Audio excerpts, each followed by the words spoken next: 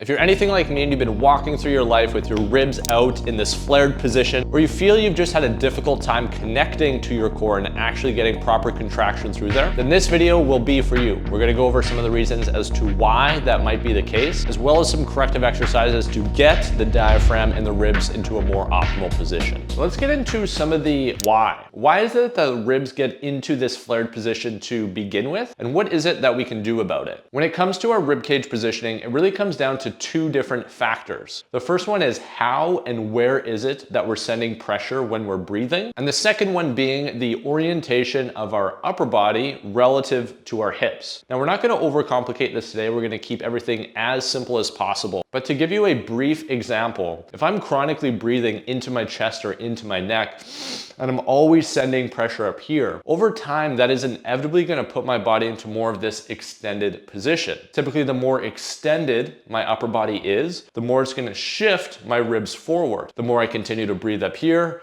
push the upper body forward, the more it's going to emphasize this rib shifted or this rib flared position. So to start with, we want to think about how is it that we can reorganize or reorient how it is that we're breathing to really be more efficient with how we're using our diaphragm. And then how can we kind of build the layers around that? And that's exactly what we're going to cover in this video. So for this first technique, we're going to work on reorganizing how and where is it that we send pressure when we're breathing. So what you're going to want to do is come up against a wall. We're going to take both feet up against here, just at 90 degrees. And really, this is just giving us a better positioning of where our rib cage, diaphragm, and hips are relative to one another. Now, once we're here, you're gonna allow yourself to kind of be in that flared state to start with. So you can see my ribs are kind of open. I'm letting myself go into hyperextension. And then we're gonna use our hands as feedback to place them on our ribs. Because what we wanna get used to doing first is going through a full exhalation. If I'm in a full inhalation chronically, it's gonna put me more into that flared state. So chances are we need to work on that phase of the exhale. So having my hands on my ribs, I'll take a full exhale.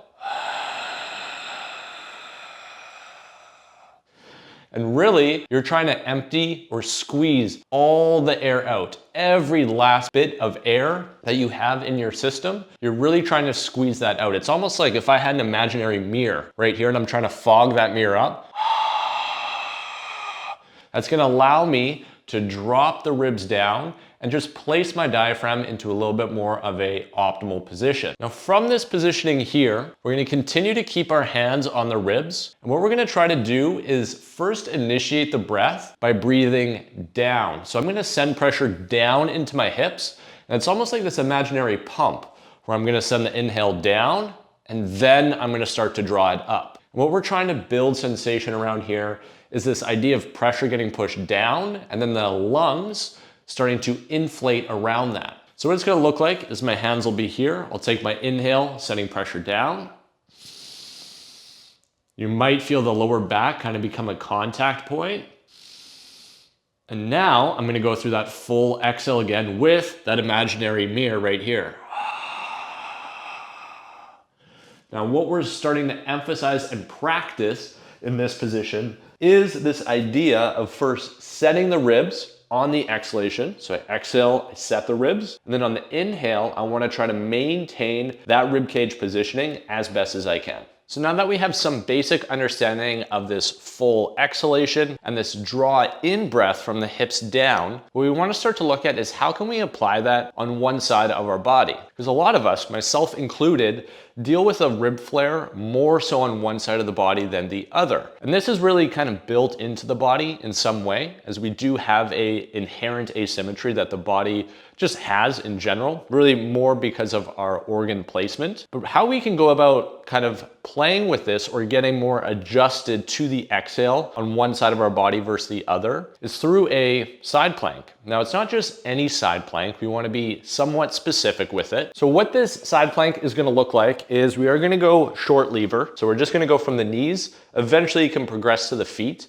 But we're gonna focus on this idea of creating expansion on one side and then favoring the exhalation on the opposing. So you may deal with more of a rib flare on your left side. I would say most people do. That's certainly where I tend to have more of a discrepancy. So what I'm gonna do is go into this side plank on my left side, and I'm gonna focus on this squeeze, really between where my oblique and hip are in space. So we can add a reach, we can go straight out in front. We can also go reach up. I like the reach in front because it just is gonna create some space on this right side. Then I'm gonna focus on an inhale between 2 points. Those 2 points are gonna be between my hip and my armpit. So I'm gonna inhale between these two areas alongside my reach. So I'll go inhale. I'm gonna try to maintain some of that spacing here as I favor or bias the exhale into my left. Inhale into my right, through the nose ideally.